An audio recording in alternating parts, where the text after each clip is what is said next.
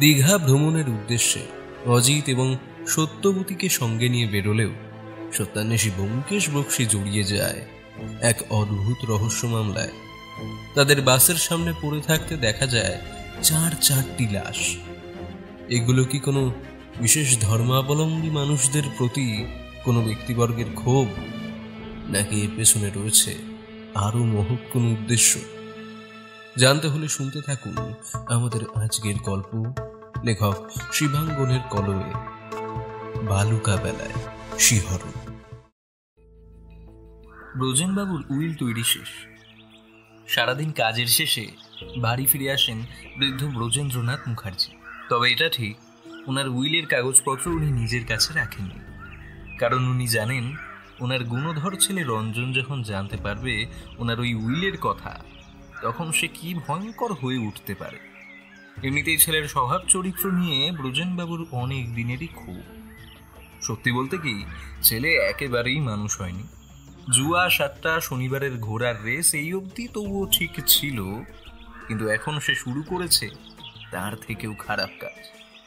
খারাপ পাড়ায় যাতায়াত শুরু করেছে ছেলে। ওখানকার এক মেয়ে মানুষের কথায় এখন তার নিত্য ওঠা বসা। তাকেই নাকি বিয়ে করে সংসার করবে ঠিক করে রঞ্জন। ব্রজেনবাবু সব খবর পেলেও সামনে ছেলেকে কিছু বলতে পারেন। একটা পরিকল্পনা করে ছেলের বিয়ে দিয়ে দেন লক্ষ্মীমন্ত মেয়ে দেখে, কিন্তু তাতেও ছেলের স্বভাব এতটুকুও বদলায় না। বাড়িতে স্ত্রীকে রেখে সে যোগাযোগ চালিয়ে যায় সেই নষ্ট মেয়ে মানুষটার সাথে। আর সেই পুত্রবধূটিও সংসারের দায়িত্ব নিজের কাঁধে নিয়ে স্বামীকে সামলাতে ব্যর্থ হয়, বরং স্বামীর ভয়ে ইচ্ছায় হোক আর অনিচ্ছায় হোক সাহায্য করতে থাকে স্বামীকে। এদিকে ব্রজেনবাবুও ছেলেকে কিছু বলতে পারে না, একরকম ছেলের ভয়। ছেলে টাকা না পেলে যে কি ভয়ঙ্কর হতে পারে সে আভাস ব্রজেনবাবু পেয়েছেন কিছুদিন আগে। তাই তার সব জমানো টাকা উপযুক্ত হাতে তুলে দিতে উনি একটা অভিনব ব্যবস্থা করেছেন, যাতে কেউ বুঝতে পারবে না কি হচ্ছে, অথচ টাকা পৌঁছে যাবে সঠিক হাতে। তবে এই ধারণাটা ওনাকে দিয়েছেন ওনার পুত্র সম ত্রিলোচন। রঞ্জনের বন্ধু হলেও পেশাগত কারণে ব্রজেনবাবুরই পাশে দাঁড়ায় সে।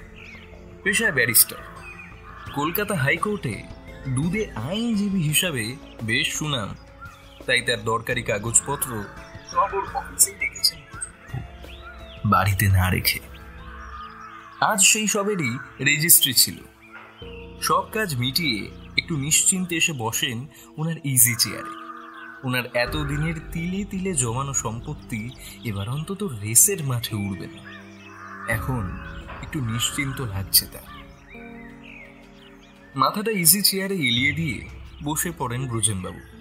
আর ঠিক তখনই হঠাৎ একটা বালিশ দিয়ে ওনার মুখের উপর চেপে ধরে কেউ, গায়ের যত জোর আছে সবটা দিয়ে। একটা উগ্র মাথার তেলের গন্ধে শরীরটা ক্রমে শিথিল হয়ে আসছে ওনার। একটু পরেই বুঝতে পারেন বুকে একটা অসহ্য যন্ত্রণার সাথে দম বন্ধ হয়ে আসছে, আর শ্বাস নিতে পারছেন না। সারা শরীরে এবার একটা অসম্ভব জ্বালা করছে। হাত পা ছটফট করতে করতে একসময় থেমে যান ব্রজেনবাবু। ইতিহাসের একটা অধ্যায় শেষ। ইংরেজ আমলে যুদ্ধের সময় সামান্য লোহার পেরেকের ব্যবসা থেকে শুরু করে ধীরে ধীরে উনি গড়ে তুলেছিলেন ওনার এই বিশ্বজোড়া আমদানি রপ্তানির ব্যবসা। মা লক্ষ্মীর কৃপায় আর পিছন ফিরে তাকাতে হয়নি তাকে। কিন্তু এই সব লড়াই শেষ হয়ে গেল ওনার সাধের ইজি চেয়ারের উপরই। ইস্ট ওয়েস্ট বেঙ্গল স্টেশনারিজ সার্ভিসেসের কর্ণধার ব্রজেন্দ্রনাথ মুখোপাধ্যায় মৃত্যু। তবুও বাঁচোয়া একটাই, উনি মরার আগে ওনার সম্পত্তি নষ্ট হওয়া থেকে রক্ষা করতে পেরেছেন। এটাই ওনার শেষ ইচ্ছা ছিল। কিন্তু সত্যিই কি এটা লড়াইয়ের শেষ, নাকি আরেকটা লড়াইয়ের শুরু? কে জানে, সেটা তো সময়ই বলতে পারবে। শীতের ছুটিতে এক আধ দিন বেড়াতে গেলে মন্দ হয় না। এমনিতে তো আমি আর ব্যোমকেশ বিভিন্ন কাজে এখানে ওখানে যাই, কিন্তু সেগুলো বেশিরভাগই কোনো না কোনো তদন্তের স্বার্থে। তাই সেই জায়গাগুলো ঘুরে দেখার আর সময় হয় না। তাই এবার আমরা ঠিক করেছিলাম 2 দিন অন্তত কোথাও থেকে বেরিয়ে আসব। আর বৌঠানেরও সেভাবে কোথাও যাওয়া হয় না, তাই ওনারও ভালোই লাগবে। তো সেই সব দিক হিসেব করে ঠিক হয় একটা দিন শনিবার দেখে দীঘা ঘুরতে যাওয়া হবে। চটজলদি আর কোনো জায়গায় হোটেল পাওয়া একটু শক্ত, তাই ঘরের কাছে দীঘাই ঠিক হয়। ধর্মতলা থেকে শনিবার রাতে চড়ে বসা হয় একটা লাক্সারি বাসে। আমাদের গন্তব্য দীঘা। আদি ও অকৃত্রিম বাঙালির ভ্রমণ পিপাসা চরিতার্থ করার জন্য দীঘা তার রাশি রাশি জলের ঢেউ, বালুময় সৈকত আর ঝাউবন নিয়ে অপেক্ষা করে আছে পর্যটকদের আশায়। একটু বেড়াতে যাওয়ার সুযোগ পেয়ে দেখলাম বৌঠানও ভীষণ খুশি খুশি। আমারও বেশ ভালোই লাগছিল। দেখলাম ব্যোমকেশও তার স্বভাব সিদ্ধ গাম্ভীর্য ছেড়ে বেশ হাসি খুশি হয়ে বসে। বৌঠানের সিটটা বাসের জানলার দিকে, তারই পাশের সিট মানে 3 জনের সিটের ঠিক মধ্যিখানেরটায় ব্যোমকেশ বসে। আমি টুকটাক কিছু জিনিস কিনে বাসে উঠে দেখলাম ব্যোমকেশ একটা সিগারেট ধরিয়ে সুখ টান দিচ্ছে। আমাদের সাথে আরও একটা ফ্যামিলিও যাচ্ছে, ঠিক আমাদের উল্টো দিকের সিটে বসে। লটবহর দিকে বোঝা যাচ্ছে লম্বা ছুটি নিয়ে বেরিয়েছেন। ঠিক আমাদের উল্টো দিকের সিটে ওনারা বসেছেন। পরিবারের কর্তা, তার গিন্নি, এক ছেলে আর 2 মেয়ে। ছেলেটা বেশ দুরন্ত, ছটফটে, বয়স 10-11-র মধ্যে, আর মেয়ে দুটির বয়স একটু বেশি, একজনের 24-25 আর একজন ওই 17-18 হবে। বাসে উঠে থেকে বেড়াতে যাবার উত্তেজনায় হট্টগোল বাঁধিয়ে ফেলেছিলেন একেবারে। নিজেদের ভিতর ওনারা এত কথা বলছেন যে অন্য সহযাত্রীদের কাছে বিরক্তির কারণ হয়ে উঠছে। গিন্নি, সবকিছু দেখে নিয়েছো তো? কিছু পড়ে রয়ে গেল না তো? না না, সব নিয়েছি, কিছু পড়ে যায়নি, তুমি নিশ্চিন্ত থাকো। চাল, ডাল, ফল, মূল সব আলাদা আলাদা করে নিয়েছো তো? এদিকে সবকিছুর সাথে ঠেকাঠেকি হয়ে যাবে না তো? না গো না, সব আলাদা করেই নিয়েছি, তুমি অত চিন্তা করো না তো বাপু। চালের বস্তা দুটো আমি সিটের নিচে ঢুকিয়ে নিয়েছি, কিচ্ছু ঠেকাঠেকি হবে না। ব্যোমকেশকে একটু ঠেলা দিই। জমাটি সহযাত্রী ভাই, মনে হচ্ছে যাত্রাপথটা রোমহর্ষক হতে যাচ্ছে। চাল, ডাল, ফল সব সমেত দীঘা ঘুরতে যাচ্ছেন, কিন্তু তাই বলে 5 জনের জন্য 2 বস্তা চাল? ব্যাপারটা সেরকম নয় বলেই মনে হয়। সকালে খবরের কাগজে দেখছিলাম কাঁথির কাছাকাছি কোনো এক সাধু বাবার সৎসঙ্গ আছে। মনে হয় এনারা সেখানে যাচ্ছেন। চাল ডালগুলো সাধু বাবা আর তার ভক্তদের ভোগের জন্য দেবেন। বলছো? আমি শুধু আন্দাজ করছি।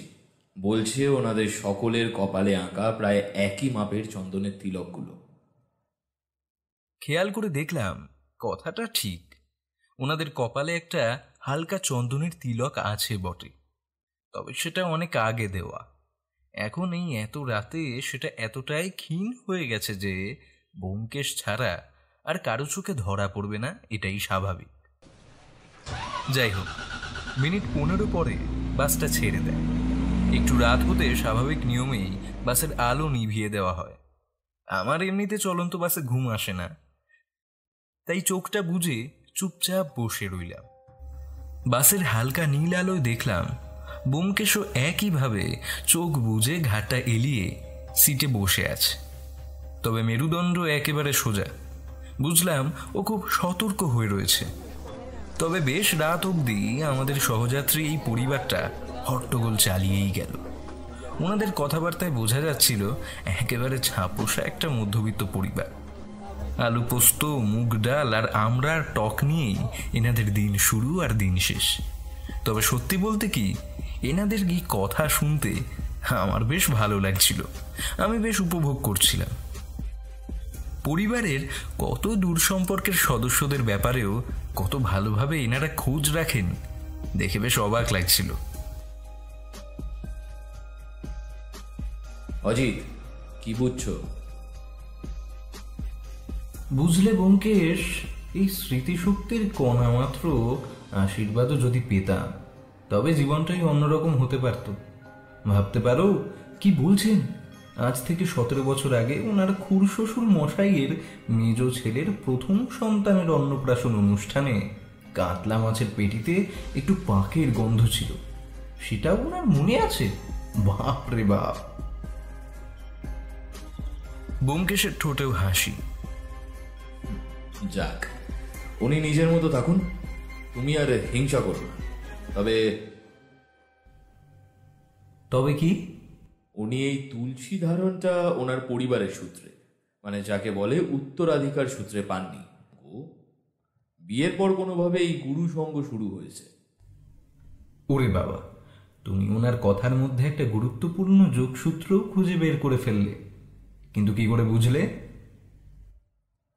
একটু খেয়াল করলেই বুঝতে পারবে।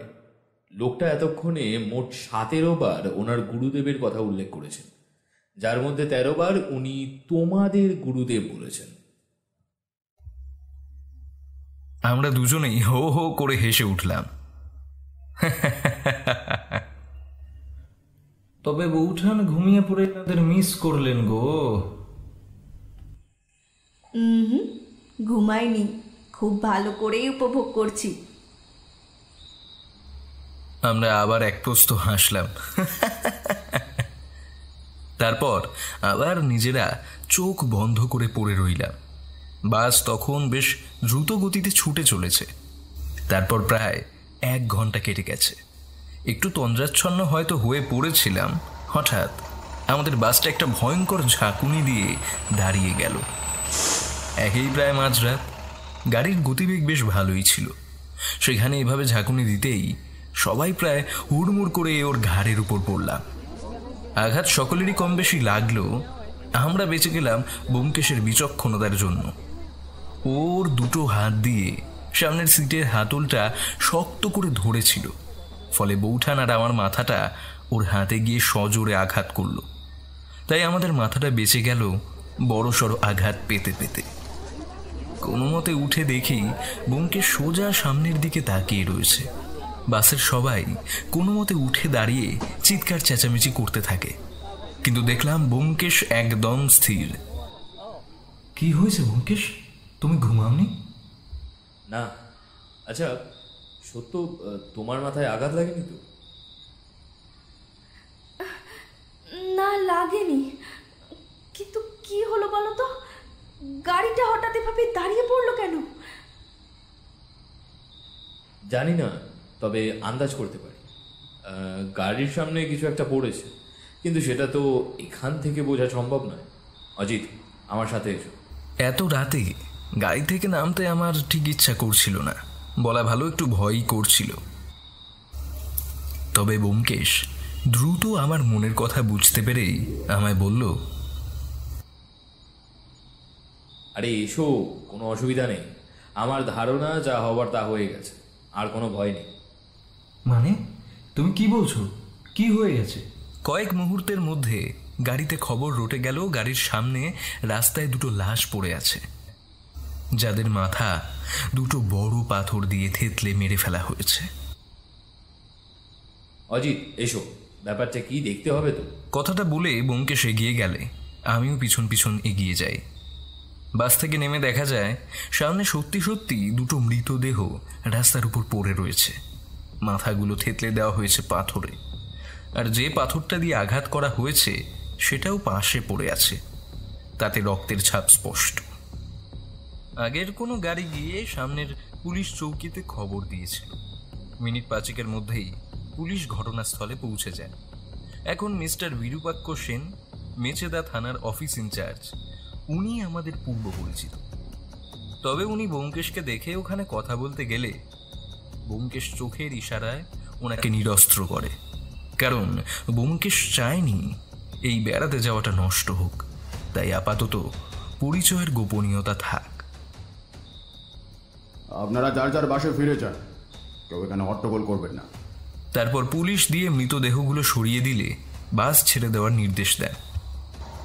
আমাদের বাসটার পাশাপাশি আরেকটা কাঁথিগামী বাসও এসে দাঁড়িয়েছিল আমাদের বাসটার পিছনে। সেই বাসের লোকেরাও চুপচাপ নিজেদের বাসে উঠে পড়ে, আর আমরা ফিরে আসি আমাদের বাসে। জানালার ধারের সিটটায় বৌঠান বসেছিলেন। উনি নামেননি, আর 3 জনের মাঝের সিটে ব্যোমকেশ। আমরা উঠে এসে দেখলাম ব্যোমকেশের সিটে একজন ভদ্র মহিলা এসে বসে পড়েছেন।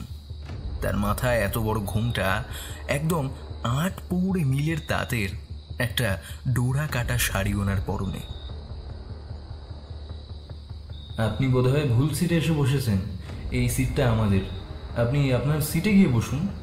ভদ্রমহিলা কোনো কথা বললেন না, মাথা নিচু করে বসে রইলেন। আমি আবার ওনাকে বোঝানোর চেষ্টা করি, আপনি আপনার সিটটা বদলে ফেলেছেন, এটা আমাদের সিট। ছেড়ে দেওয়া উচিত। উনি শুধু সিট বদল করেননি, আদতে উনি বাসটাই বদল করেছেন। বুঝলাম এই বাসের সব কয়েকজন যাত্রীকে ব্যোমকেশ প্রাথমিকভাবে দেখে রেখেছে, তবে এটা কোনো অনুসন্ধানের ব্যাপার নয়, এটা ওর স্বভাব সিদ্ধ। তাই ও ওনাকে দেখেই বুঝতে পেরেছে উনি এই বাসের যাত্রী নন। এখন আর কথা বাড়িও না, তাতে অশান্তি বাড়বে বই কমবে না। চলো আমরা পেছনের দিকে সিটে চলে যাই, আর সত্য যেমন আছো বসো, তবে একটু সাবধানে থেকো। আমরা তাই করলাম, তবে সারা রাত আর আমাদের ঘুম এলো না। একটা প্রশ্ন আমার মাথায় উকি দিচ্ছিল, তাই না জিজ্ঞাসা করে পারলাম না।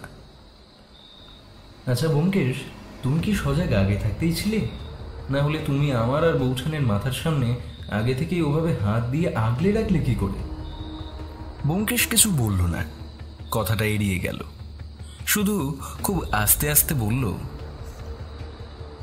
বুঝলে হচ্ছি, একটা কথা আছে না, ঠিকই স্বর্গে গেলেও ধান ভাঙে, কথাটার কিছুটা হলেও সত্যি ফলে গেল।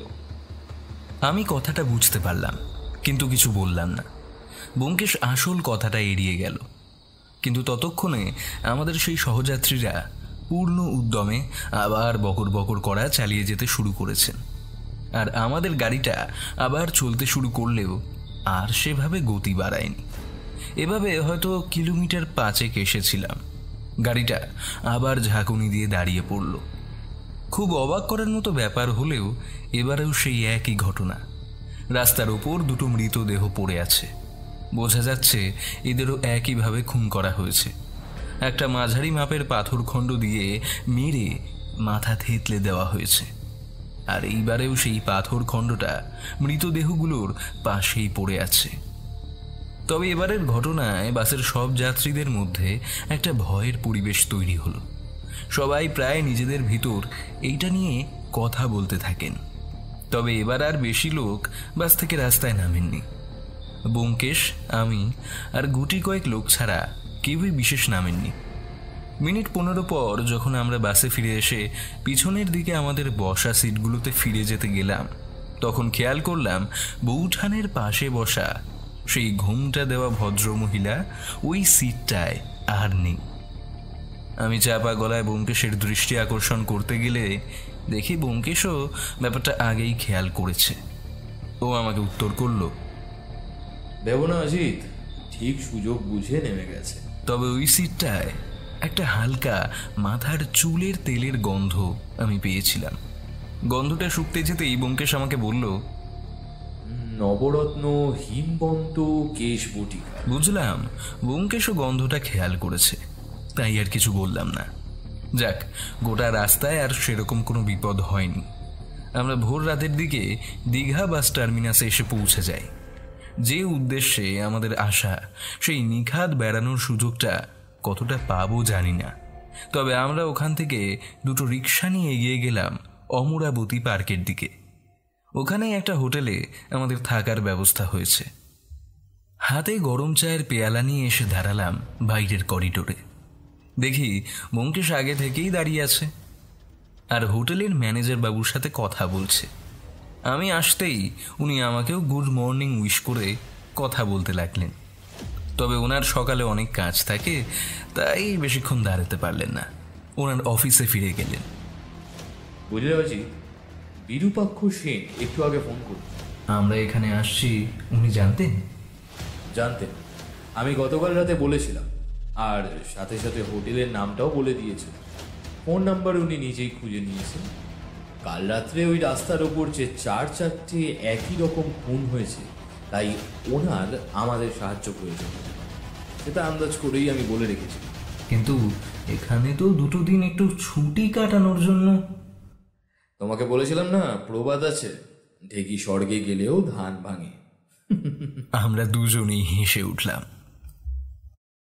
আগে আপনারা কলকাতায় থাকেন? হঠাৎ পিছন থেকে একটা অপরিচিত কণ্ঠ শুনে চমকে উঠলাম।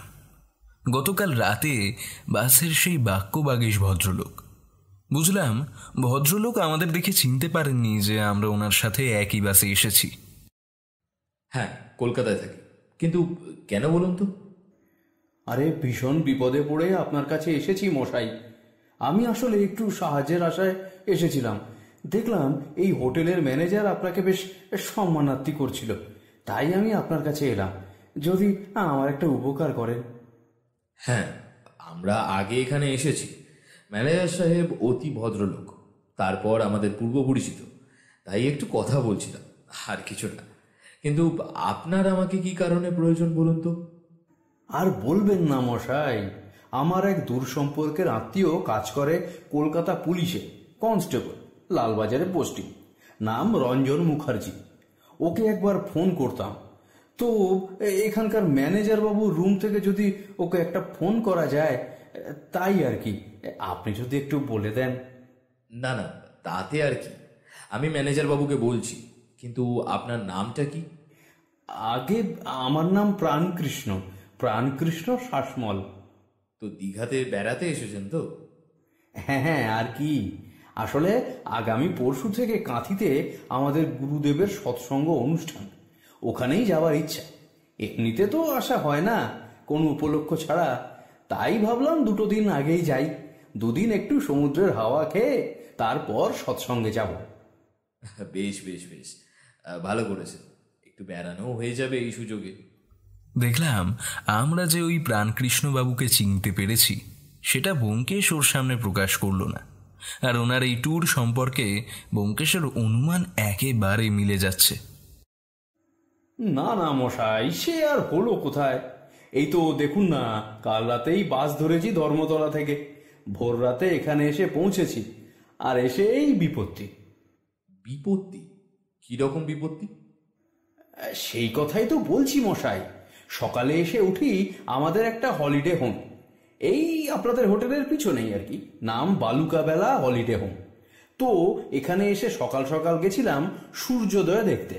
বুঝতেই পারছেন যা হয়, পরিবার নিয়ে সমুদ্রের ধারে বেড়াতে আসার হ্যাপা তো কম নয়। তা ঠিক বলেছেন। আসলে সমুদ্রের ধারে বেড়াতে এসে সূর্যোদয় না দেখতে পেলে কেমন যেন একটা ফাঁকা ফাঁকা লাগে। হ্যাঁ, সেটা তো ঠিকই, কিন্তু এইসবের মধ্যে কি এমন ঘটলো যে আপনাকে তড়িঘড়ি লালবাজারে যোগাযোগ করতে হচ্ছে? হ্যাঁ, তো যা বলছিলাম, আমি এই হলিডে হোমে আমাদের ব্যাগপত্রগুলো রেখেই স্ত্রী আর তার সাথে ছেলে মেয়েকে নিয়ে গেলাম সমুদ্রের ধারে। ফিরে এসে দেখি আমাদের ঘরের তালা ভাঙা, আর সব কিছু তছনছ করে গেছে, কেউ সব জিনিসপত্র মাটিতে পড়ে। হলিডে হোমের ঘরে তালা ভেঙে ঢুকেছে? স্ট্রেঞ্জ। তালা কি আপনারা সাথে করে নিয়ে এসেছিলেন, নাকি হলিডে হোমের থেকেই দিয়েছিল? না মশাই, কত আর বইবো ঘাড়ে করে বলুন না, এমনিতেই চাল ডাল সব বইছি, তারপর। তার মানে তালাটা এখান থেকেই দিয়েছিল, তাই তো? আচ্ছা, কি চুরি হয়ে গেছে, নাকি এমনি সব ওলট পালট করা? না, কিছু নিয়েছে বলে তো মনে হলো না। আমি আমার স্ত্রী, ছেলে আর মেয়েকে জিজ্ঞাসা করে দেখেছি, ওদের কোনো কিছুই খোয়া যায়নি বলছে। আচ্ছা, আপনার পরিবার মানে এনারাই? হ্যাঁ, আমার স্ত্রী, আমার মেয়ে, ও বড়, এই 18 বছরে পড়বে সামনের পৌষে, আর ছেলে, ওর বয়স 13। আমি ওনার কথাটা শুনে ব্যোমকেশের দিকে জিজ্ঞাসু দৃষ্টিতে তাকালাম, কারণ বাসে ওনাকে যখন দেখেছি তখন ওনার সাথে আরও একটি মেয়ে ছিল। তার কথা এখন প্রাণকৃষ্ণ বললেন না। বুঝলাম ব্যোমকেশ ব্যাপারটা লক্ষ্য করেছে, কিন্তু ও আপাতত কিছু বলল না। আচ্ছা প্রাণকৃষ্ণবাবু, আপনার কাছে কি এমন কিছু থাকতে পারে যেটা হয়তো চুরি করে নিয়ে যাওয়ার প্রয়োজনীয়তা নেই, শুধু দেখে নিলেই হবে? যেমন ধরুন কোনো নকশা, কোনো নম্বর বা ওই জাতীয় কিছু। কি যে বলেন, আমি হলাম গিয়ে গড়পাড়ের ছাপোষা মধ্যবিত্ত বাঙালি, আমার কাছে এত মূল্যবান বস্তু কোথা থেকে আসবে বলুন? আচ্ছা, ঠিক আছে, বুঝতে পেরেছি। তার মানে আপনি লালবাজারে আপনার পরিচিত অফিসারকে ব্যাপারটা জানিয়ে রাখতে চাইছেন, তাই তো? হ্যাঁ, 2 দিন এখানে থাকবো মশাই, তারপর চলে যাব। শুধু শুধু আর কে এসব পুলিশের চক্করে পড়তে চায় বলুন? তাও যদি কিছু দরকার পড়ে তবে কলকাতা পুলিশের যোগাযোগ আছে, জানালে এখানকার লোকাল পুলিশ একটু আধটু তা শুনবে। ভদ্রলোক এগিয়ে যান ম্যানেজারের ঘরে, ওখানেই ফোন আছে। আচ্ছা ব্যোমকেশ, তোমার কি মনে হচ্ছে কেউ এখানে এসে প্রাণকৃষ্ণ বাবুদের ঘর তল্লাশি করবেই বা কেন? ভদ্রলোক তো মনে হচ্ছে নিছক বেড়াতেই এসেছেন, তাহলে কি এমন হতে পারে? দেখো অজিত, এই কোনো ব্যাপারেই আমি মন্তব্য করব না, অন্তত এই মুহূর্তে। এক কাজ করা যাক, আগে ওই ভদ্রলোকের সাথে কথা একটু বলি, তারপর কোনো ধারণা পেলেও পেতে পারি। প্রাণকৃষ্ণবাবু কেয়ারটেকারের ঘর থেকে বের হয়ে আসলেন। কি প্রাণকৃষ্ণবাবু, কথা হলো? না মশাই, ফোন তো ধরলই না। হয়তো দেখুন নাকে সর্ষের তেল ঢেলে ঘুমোচ্ছে বোধ হয়। সরকারি চাকুরে, তারপর আজ আবার রবিবার, ঘুমোচ্ছে নিশ্চয়ই। আচ্ছা প্রাণকৃষ্ণবাবু, আপনি যদি কিছু মনে না করেন তবে কি হলিডে হোমে আপনার ঘরটা একবার আমরা দেখতে পারি? না মানে আপনার যদি কোনো আপত্তি না থাকে তাহলে। আপনারা দেখবেন? তা দেখুন না, বেশ তো, কি আর অসুবিধা আছে? সে তো লোকাল পুলিশকে খবর দিলেও তারাও ওই একই কাজ করবে। আচ্ছা ঠিক আছে, তবে চলুন আপনার হলিডে হোমে। কি নাম আপনার হলিডে হোমের? আগে বালুকা বেলা হলিডে হোম। আমাদের আশ্রমের কৃষ্ণ সেবা ট্রাস্টের অধীনে এই হলিডে হোম। এই তো আপনাদের হোটেলের থেকে বেরিয়েই পিছনের দিকটায়। ওরে বাবা, আপনার নামের মতো হলিডে হোমের নামে কৃষ্ণ? আপনি তো মশাই কৃষ্ণ প্রেমে লীন মানুষ বলে মনে হচ্ছে। তো এই নাম মিশিয়েই কি হলিডে হোম বুক করেছেন নাকি? হ্যাঁ,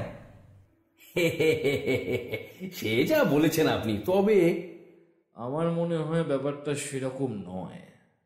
আপনাদের সৎসঙ্গের নিজস্ব হলিডে হোম এটি। শুধুমাত্র ওই ধর্মীয় সম্প্রদায়ের যারা এখানে আসেন তাদেরই ওখানে থাকতে দেওয়া হয়, অন্য কাউকে দেওয়া হয় না। আর ওই ধর্মীয় পরিবারের নামই আশ্রম, আর এই হলিডে হোম। কি তাই তো রামকৃষ্ণবাবু? একদম সঠিক কথা বলেছেন আপনি। আপনার বুদ্ধির তারিফ না করলেই নয়। না, এটা খুব একটা কঠিন নয়, কিছুটা উপস্থিত বুদ্ধির প্রয়োগ বলতে পারে। আমরা কথা বলতে বলতে হলিডে হোমের দরজায় পৌঁছে গিয়েছিলাম। আমাদের হোটেলের ঠিক পিছনেই। ওখানে একজন কেয়ারটেকার সব সময় থাকেন।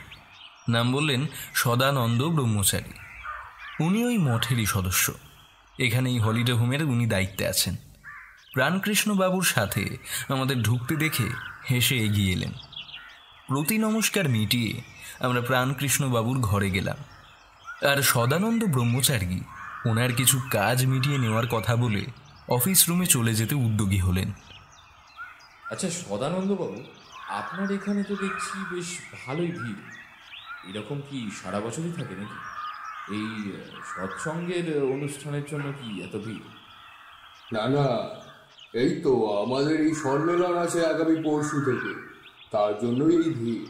না হলে সারা বছর দিনে একটা কি বড়জোর 2টি পরিবার আসে।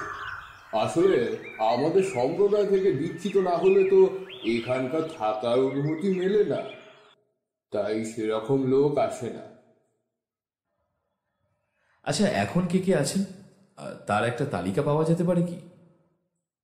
নিশ্চয়ই, কেন পাওয়া যাবে না? আমি এক্ষুনি এনে দিচ্ছি, সাথে আপনি আমার ঠিকানাটাও নিয়ে রাখবেন। যদি আমাদের কোনো গুরু ভাই দীঘা বেড়াতে আসতে চায় তাহলে স্বচ্ছন্দে আমাদের এখানে আসতে বলবেন, বুঝলেন? আমাদের খুব ভালো লাগবে। সে তো ঠিক আছে সদানন্দবাবু, কিন্তু আপনার এখানে এখন কে কে আছেন সেটা জানা যে আমার ভীষণ দরকার। ওই 1 নম্বর ঘরে অজিতেশ সেন আর ওনার পরিবার, 2 নম্বরে ব্রতীন্দ্রনাথ মুখার্জি, 3 নম্বরে ত্রিলোচন রায়। আর এভাবে নয়, আমাদের মনে থাকবে না। আপনি একটা কাগজে পরিষ্কার করে লিখে দিন দয়া করে। সদানন্দ ব্রহ্মচারী চলে গেলে আমরা প্রাণকৃষ্ণ বাবুর ঘরে গিয়ে ঢুকলাম। একপাশে ওনার স্ত্রী, ছেলে, মেয়ে দাঁড়িয়ে। বোঝাই যাচ্ছে ওনারা বেশ ভয় পেয়ে আছেন। তবে ওনারা তখনও ব্যাগপত্র সেভাবে কিছু খোলেননি, শুধুমাত্র ব্যাগগুলো রেখেই সমুদ্রে গেছিলেন। কিন্তু তাও ওনাদের ব্যাগগুলো তখনও মাটিতে পড়ে আছে, আর কিছু ওনারা তুলে আবার গুছিয়ে নিয়েছেন। আচ্ছা প্রাণকৃষ্ণবাবু, আপনি তো বলছেন আপনাদের সেরকম কিছু খোয়া যায়নি, তাই তো? না, আমি তো সেরকম কিছু দেখতে পাইনি। আচ্ছা একটা কথা বলুন তো, এরকম কি কিছু আছে যেটা আপনি সমুদ্রের ধারে যাওয়ার সময় সঙ্গে নিয়ে গেছিলেন? সাথে করে আর কি নিয়ে যাব বলুন মশাই? এই মানি পার্সটা ছিল, ওটাই ওই বুক পকেটে করে নিয়ে গিয়েছিলাম। বলা তো যায় না কোথায় কি চাঁদা চেয়ে বসে। তারপর ছোট ছেলে, বায়না করলেই হলো। ওতে কি আছে একটু দেখাবেন?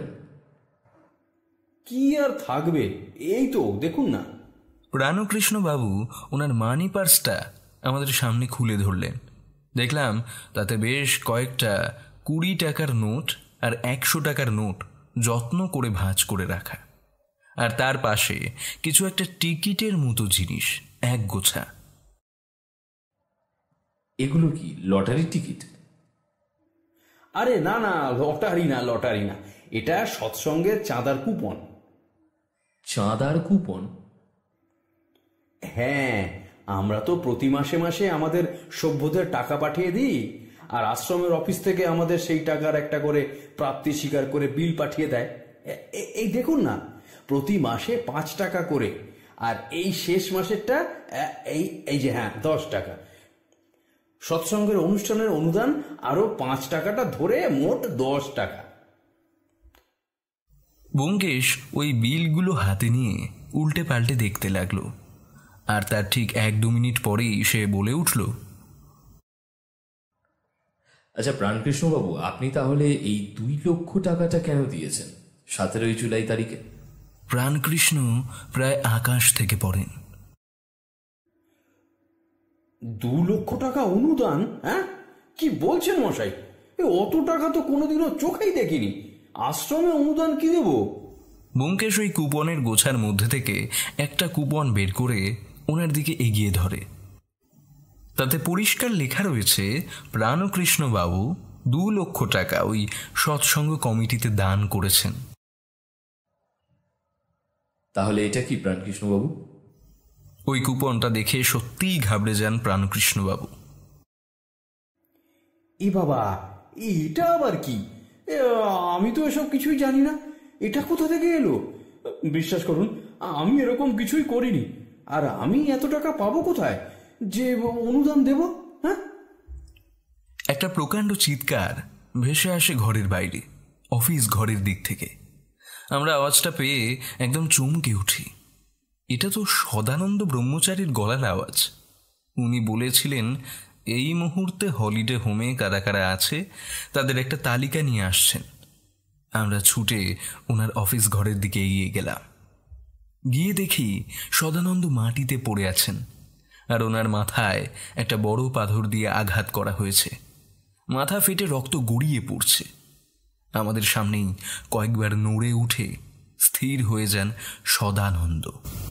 বোঝাই যাচ্ছে আততায়ী ঠিক কালকের মতো করে এনাকেও শেষ করে দিয়েছে। ওনার হাতে একটা কাগজ তখনও ধরা, যাতে ওই মুহূর্তের হলিডে হোমের বাসিন্দাদের নাম আর ঠিকানা লেখা। ব্যোমকেশ সকলের অলক্ষ্যে সেই কাগজটা সদানন্দর হাত থেকে নিয়ে নিজের পকেটে রাখে। আপাতত আমাদের কিছু করার নেই, পুলিশ এসে যা করার করবে। প্রায় 8 ঘন্টার মধ্যে বিরূপাক্ষ সেন এসে হাজির। আরে ব্যোমকেশ বাবু, আপনি এখানে? আপনি কি এই হলিডে হোমে উঠেছেন নাকি? না না, এখানে নয়, আমি এর পাশেই একটা হোটেলে উঠেছি। এই যে প্রাণকৃষ্ণবাবু, ইনি আমার বিশেষ পরিচিত আর বন্ধুস্থানীয়। ওনার সাথে দেখা করার জন্যই এখানে এসেছিলাম। দেখুন কি অশান্তি। তবে আমার ভালোই হলো, আপনি যখন আছেন তখন আর এই কেস নিয়ে আমায় বেশি কষ্ট করতে হবে না। পুলিশ ইন্সপেক্টরের কথাটা শুনে প্রাণকৃষ্ণ বাবু প্রায় আকাশ থেকে পড়েন। আসলে উনি তখনও ব্যোমকেশের পরিচয় জানতেন না। আপনি রয়েছেন মানে? কে ইনি? শুনুন, আমার একজন পরিচিত লালবাজার পুলিশে আছে। ইনফ্যাক্ট আমি ওর সাথে কথা বলবো বলেই ওনাদের হোটেলে গিয়েছিলাম। ওর নাম সে কি বলছেন? আপনি তাহলে এই ভদ্রলোকের পরিচয় পাননি? ইনি স্বনামধন্য সত্যান্বেষী শ্রী ব্যোমকেশ বক্সী, আর উনি ওনার ওয়াটসন অজিতবাবু। বিরূপাক্ষবাবু, এইসব কথা পরেও আমরা আলোচনা করতে পারবো, কিন্তু সব থেকে আগে যেটা দরকার হবে সেটা হলো এই সদানন্দ ব্রহ্মচারীর নামের লোকটির ময়না তদন্তের ব্যবস্থা করা। হ্যাঁ ব্যোমকেশবাবু, সেটাই। ঠিক আছে, আমি ব্যবস্থা করছি। ইন্সপেক্টর বিরূপাক্ষ সেন দুজন কনস্টেবলকে ডেকে সদানন্দ বাবুর মৃতদেহ নিয়ে যাওয়ার ব্যবস্থা করেন, আর আমরা চলে আসি আমাদের হোটেলে। আসার সময় ইন্সপেক্টর সেনকে ব্যোমকেশ বলে দেয় হলিডে হোমের কেউ যেন বাইরে না যায়, আমরা পরে আসব ওনাদের সাথে কথা বলতে। আমাদের হোটেলে ঢুকতে ঢুকতে আমি একটা কথা ব্যোমকেশে না জিজ্ঞাসা করে পারলাম না। আচ্ছা ব্যোমকেশ, তোমার কি মনে হয় প্রাণকৃষ্ণ বাবুর ঘরে যিনি তালা ভেঙে ঢুকেছেন তিনি আর সদানন্দর আততায়ী কি একই লোক? সেটা এখনই বলার সময় আসেনি, তবে তুমি কি একটা জিনিস খেয়াল করেছো? নবরত্ন হিমবন্ত বটিকা তো? একদম। কাল রাতেই বাসের সেই অজ্ঞাত পরিচয় ভদ্রমহিলার মাথার তেলের গন্ধ সদানন্দর অফিস ঘরে বেশ ভালো রকমই ছিল। তাই আমার বিশ্বাস ওই আততায়ী ওই হলিডে হোমেই আছে। তাহলে আমরা এখন চলে এলাম কেন? এই সময়টা তো অপরাধী তথ্য প্রমাণ লুপ্ত করার কাজে লাগাতে পারে। না, আমার ধারণা ঠিক উল্টো। এই সময়টায় কি করা উচিত সেটা অপরাধীর পূর্ব পরিকল্পিত নয়। সে জানতো না হঠাৎ আমরা এখানে গিয়ে পড়ব, তাই এই সময় তার কিছু না কিছু ভুল করার সম্ভাবনা বেশি। বুঝলাম। তবে ব্যোমকেশ, একটা জিনিস দেখো, যে তালিকাটা সদানন্দ তৈরি করেছিল তোমাকে দেবে বলে, ওটা কিন্তু সঠিক নয়, ওটা নকল করা হয়েছে। কেন? এটা তোমার কেন মনে হলো? দেখো, কোনো কারণ নেই। সদানন্দ যখন মুখে বলছিল তখন আমি মনে মনে আওড়াচ্ছিলাম, তখনই একটা অদ্ভুত মিল আমি খুঁজে পাই। দেখো, তিনি নেত্র তো, আর আর নেত্র মানে কি? চোখ বা লোচন। অদ্ভুত কাকতালীয় মিল হলো 3 নম্বর ঘরে যিনি ছিলেন তার নাম ত্রিলোচন। বাহ, এটা তো ভালো বলেছ। হ্যাঁ, কিন্তু দেখো, মারা যাওয়ার সময় যে তালিকাটা সদানন্দর হাতে ছিল তাতে কিন্তু 3 নম্বরে নামটা অন্য। আমি কাগজটা হাতে নিতে নিতে ওইটুকুই দেখতে পেলাম। পকেট থেকে তালিকার কাগজটা বের করে ব্যোমকেশ দেখে আমার অবজারভেশন সঠিক। 3 নম্বরে নাম সুকমল সিংহ। আচ্ছা, বুঝলাম। এর দুটো কারণ হতে পারে। এক, সদানন্দ বলার সময় ভুল করেছিল, আর 2, কেউ ইচ্ছে করে এই তালিকাটা ওলট পালট করেছে। কিন্তু ব্যোমকেশ, এই প্রাণকৃষ্ণ বাবুর ঘর তল্লাশি বা সদানন্দ বাবুর খুন, এসব কেন হচ্ছে কিছু বুঝতে পারছো? শুধু সদানন্দ নয় ভাই, কাল গভীর রাতে রাস্তায় 4-4টে খুন, সেগুলো ভুলে গেলে?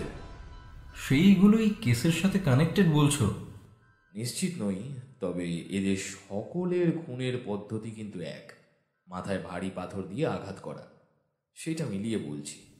আচ্ছা, আমরা আবার হলিডে হোমে কখন ফিরে যাব? ওনাদের তো জিজ্ঞাসাবাদ করতে হবে তো। যাব অজিত, যাব। আপাতত পুলিশ ওদের কাজ করুক, তারপর আমরা যাব। আরে বাবা, আমরা তো বেড়াতে এসেছি নাকি? তো চলো আগে পরিচ্ছন্ন হয়ে একটু সমুদ্রের হাওয়া খেয়ে আসি, তারপর যাচ্ছি। আমি আর কি বলবো, কর্তার ইচ্ছাতেই কর্ম, তাই বললাম ঠিক আছে, যা তুমি ভালো বোঝো। আমরা আমাদের হোটেলে ফিরে এসে ফ্রেশ হয়ে নিয়ে সমুদ্রের ধারে ঘুরে এলাম। আজ সমুদ্রের দিক থেকে বেশ জোরে হাওয়া বইছিল। সমুদ্রের ঢেউগুলোও বেশ উত্তাল। বৌঠান যদিও একটু বোল্ডার পেরিয়ে জলে নামতে চাইছিল, কিন্তু ব্যোমকেশ ওকে বারণ করলো। সত্য, আজ আর বোল্ডারে নেব না। কাল পরশু তো আমরা আছি, তখন না হয় জলে নামা যাবে। বৌঠান একটু অখুশি হলেও কিছু বলল না, কারণ আমি বা বৌঠান দুজনেই খেয়াল করে দেখেছি ব্যোমকেশ ভীষণ চুপচাপ।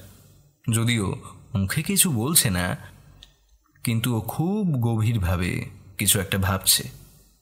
সমুদ্রের ধার থেকে হোটেলে ফিরে আমরা মুখ ধুয়ে রেস্টুরেন্টে খেতে গেলাম। গরম গরম হিঙের কচুরি আর ছোলার ডাল। সত্যি বলতে কি, এতক্ষণে আমাদের মনে হচ্ছিল আমরা বেড়াতে এসেছি। আমরা তখন সবে একটা দুটো করে কচুরি পেটে চালান করছি, হই হই করে ইন্সপেক্টর সেন এসে হাজির। প্রথমে একটা ব্যাপার বলি ব্যোমকেশবাবু, আপনার সন্দেহ একদম সঠিক। গতকাল রাতে যে 4 জন লোক খুন হয়েছেন তারা সকলে ওই সৎসঙ্গের সদস্য। এদের সবারই কলকাতায় বাড়ি। পেশায় কেউ চাকুরিজীবী তো কেউ ব্যবসায়ী। গতকাল সন্ধ্যায় ওনাদেরই এক বন্ধুর গাড়িতে দীঘার উদ্দেশ্যে রওনা হয়ে যান। ওনাদের উদ্দেশ্য ছিল দীঘায় 2 দিন কাটিয়ে কাঁথিতে ওনাদের সৎসঙ্গে যোগ দেওয়া, কিন্তু রাস্তায় ওনাদের ওই অবস্থা হয়। বুঝলাম। আচ্ছা, ওনাদের পরিবারের সাথে কথা বলা হয়ে গেছে? হ্যাঁ, গেছে। সকলেই মানসিকভাবে বিপর্যস্ত। তার মধ্যেও যেটুকু জানতে পেরেছি ওনাদের বক্তব্য মোটামুটি এক। আচ্ছা, যদি ওনাদের 4 জনেরই মৃত্যু হয়ে থাকে তবে গাড়িটা চালাচ্ছিল কি, সেটা কিছু জানতে পেরেছেন? দেখুন, সেটা জানা এমন কিছু ব্যাপার নয়। ওনারা সকলেই যথেষ্ট প্রতিষ্ঠিত মানুষ, তাই গাড়ি ড্রাইভিং ওনারা সবাই জানবেন, এটাই স্বাভাবিক। তবে ওনাদের মধ্যে একজন নাম নাম নাম নাম নাম হ্যাঁ হ্যাঁ ত্রিলোচন রায়। উনি শুধু ড্রাইভিং জানতেন না, উনি পেশায় একজন ব্যারিস্টার, কলকাতায় ভীষণ নামডাক। আর সব থেকে বড় কথা হলো যে 5 জন গাড়ি নিয়ে রওনা হয়েছিলেন তাদের মধ্যে উনি ছাড়া বাকি সকলের দেহ পাওয়া গেছে, শুধু ওনার কোনো হদিশ এখনো পাওয়া যায়নি। সেটাই স্বাভাবিক। মিস্টার বক্সি কিছু বললেন? না, কিছু বলিনি, আপনি বলতে থাকুন।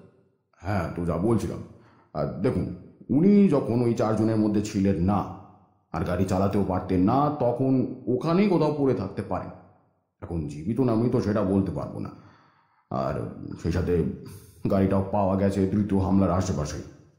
আপনি লোকাল থানাকে বলুন একবার খোঁজ করে দেখতে, যদি ওনাকে খুঁজে পাওয়া যায়। জীবিত অবস্থায় পেলে খুব ভালো, ওনার জবানবন্দি খুব দরকারি, ওই দিন কি হয়েছিল সেটা বোঝার জন্য।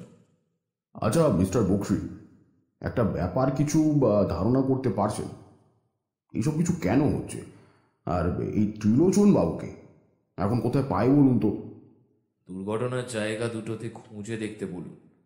তবে আমার মন বলছে ওনাকে আপনাকে খুঁজতে হবে না, উনি নিজেই আপনার কাছে এসে ধরা দেবেন।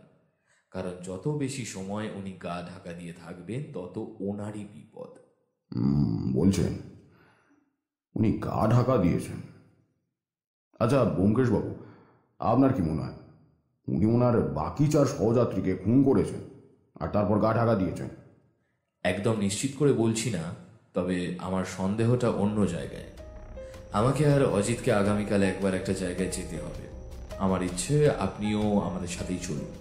তবে তার আগে আমাদের সেই জায়গা সম্পর্কে যাবতীয় তথ্য প্রমাণ খুঁজে বার করতে হবে, আর সেটা আপনাকেই করে দিতে হবে ইন্সপেক্টর সেন। বলুন, কোন জায়গা সেটা? আগামী পরশু থেকে হতে যাওয়া সৎসঙ্গ অনুষ্ঠানে কাঁথিতে যেটা আয়োজিত হতে যাচ্ছে তার যাবতীয় তথ্য আমার চাই। ইন্সপেক্টর সেন একটু মাথা নাড়েন। একদম একদম একদম হয়ে যাবে, কোনো সমস্যা নেই। আমি ওখানকার লোকাল থানায় জানিয়ে রাখছি, ওখানকার ওসি আমার পরিচিত, আমি ওকে বলে দিচ্ছি। আপনি কখন যেতে চান বলুন? কাল সকালেই আমরা রওনা দেব। আর হ্যাঁ, একটা গাড়িও লাগবে, মানে যদি আপনার অসুবিধা না হয়। আরে কি বলছেন, সব ব্যবস্থা হয়ে যাবে। তাহলে কাল ঠিক সকাল 7টায় আমরা রওনা দিচ্ছি, ঠিক আছে? ঠিক আছে, তবে তার আগে ওখানকার ইনফরমেশন যা পাবেন আমাকে জানাবেন কিন্তু। একদম একদম নিশ্চয়ই নিশ্চয়ই জানাবো। এই কথা বলে ইন্সপেক্টর সেন চলে যান আর আমরাও হোটেলে ফিরে আসি। একটু পরে আমরা আবার হলিডে হোম যাব, এই কথাই ঠিক হয়। ভালো লাগে না বাবা, 2 দিন বেড়াতে এসেও শান্তি নেই। কোথায় এলাম 2 দিন একটু সমুদ্রের মুক্ত হাওয়া উপভোগ করব বলে, আর কি সেখানেও খুন খারাপি। কি আর করবো বলো সত্য, আমার তো মাঝে মাঝে মনে হয় এর জন্য আমিই দায়ী। আমাকে দেখলেই দিক দিক থেকে খুনি আর অপরাধীরা এসে জড়ো করে। আচ্ছা একটা কথা বলো ব্যোমকেশ, এসব কেন হচ্ছে? মানে এতগুলো খুনের মোটিভটা কি, কিছু কি আন্দাজ করতে পারছো? দেখো অজিত, সেটা ত্রিলোচন বাবুর সাথে কথা না বললে বোঝা যাবে না, তাই ওনাকে জীবিত খুঁজে পাওয়াটা এই কেসের জন্য খুবই গুরুত্বপূর্ণ। কিন্তু উনি যে এখনো বেঁচে আছেন সেরকম কোনো তথ্য প্রমাণ তো নেই। বরং ঠিক তার উল্টোটা, উনি যে মারা গেছেনই সেরকম কোনো তথ্য প্রমাণ তো নেই। তুমি ইন্সপেক্টর সেনকেও বললে শুনলাম। তুমি কি নিশ্চিত এই লোকটাই কালপ্রিট? না, আমি তা বলিনি। বলেছি আমার ষষ্ঠ ইন্দ্রিয় বলেছে এই ভদ্রলোক মারা যাননি, উনি বেঁচে আছেন। আচ্ছা, ষষ্ঠ ইন্দ্রিয়ের এরকম ইঙ্গিত দেওয়ার কারণ কি? তুমি খেয়াল করে দেখেছিলে অজিত, দুটো করে যে মৃতদেহ রাস্তায় পড়েছিল সেগুলো একদম রাস্তার মাঝামাঝি করে প্রায় সমান্তরালেই ছিল দুই ক্ষেত্রেই। যদি সত্যি কোনো আততায়ী গাড়িতে হামলা করে তাহলে লাশগুলো এইভাবে থাকার কথা নয়। তাহলে যেটা বুঝতে হবে, কেউ বা কারা এই দুজনকে খুন করে লাশগুলো রাস্তায় সাজিয়ে রেখেছে। তার মানে তৃতীয় কারোর একটা মস্তিষ্ক কাজ করছে দুই বাড়ি, এবং বলাই বাহুল্য ওই গাড়িতে দুবারই সেই তৃতীয় ব্যক্তিটি হওয়ার সম্ভাবনা ত্রিলোচন বাবু ছাড়া আর কে হতে পারে? আচ্ছা ব্যোমকেশ, যদি এটা সত্যি হয় তবে ওই লাশ দুটোকে তো রাস্তার পাশেও ফেলে রাখা যেত। রাতে কেউ খেয়াল করতো না, আর করলেও গাড়ি থামিয়ে নামতো না, আর তাতে তো আততায়ীরই সুবিধা হতো। রাতের অন্ধকারে সে অনেক দূরে পালিয়ে যেতে পারত, তাই না? হ্যাঁ, আপাত দৃষ্টিতে তাই, কিন্তু সুযোগ পেয়েও যখন আততায়ী সেটা করেননি তখন বুঝতে হবে তার অন্য কোনো উদ্দেশ্য আছে। সেটা কি, সেটা আমি আন্দাজ করতে পারি মাত্র। সেটা কি? বাস বদল? ব্যোমকেশ আমার তারিফ করে বলল, ঠিক বলেছ বন্ধু, তোমার চিন্তা পদ্ধতি একদম সঠিক পথে এগোচ্ছে। খুব ভালো, খুব ভালো, আমারও সেটাই মনে হয়। ওই হিমবন্ত কেশবটিকার আমাদের বাসে ওঠা আর নেমে যাওয়ার পেছনে নিশ্চয়ই কোনো কারণ আছে, আর সেটার জন্য বাসটার মাঝ রাস্তায় দাঁড়ানোটা দরকার ছিল। সুখী ভাবনা কাহারে বলে, সুখী যাতনা কাহারে বলে, দিবস রজনী ভালোবাসা ভালোবাসা, সুখী ভালোবাসা কারি কয়, সে কি বলে যাতনাময়। সত্যি কতদিন আমরা কোথাও বেরোইনি বলো? ব্যোমকেশ এক মনে সমুদ্রের ঢেউয়ের দিকে তাকিয়ে কিছু ভাবছিল। এদিকে সূর্যদেব তখন পাটে বসেছেন। একটা রক্তাভ সোনালি আভাতে সম্পূর্ণ বালুচরটা যেন সেজে উঠেছে, আর আগত ঢেউয়ের দল এসে সেই বালির উপর ভাঙছে। তবে মাঝে মাঝে কোথাও বিক্ষিপ্ত বোল্ডারের ভিড়। আমি বুঝলাম ব্যোমকেশ বৌঠানের কথা শোনেনি, বলা ভালো শুনতেই পাইনি। ও এক মনে কিছু একটা চিন্তা করছে। আমি ওর পাশে গিয়ে দাঁড়ালাম। ব্যোমকেশ, কি ভাবছো বলো তা তো মন দিয়ে? অজিত, দুটো প্রশ্নের উত্তর আমি কিছুতেই পাচ্ছি না, আর সেই দুটো প্রশ্নের উত্তর না পাওয়া পর্যন্ত কিছুতেই স্বস্তি পাচ্ছি না গো।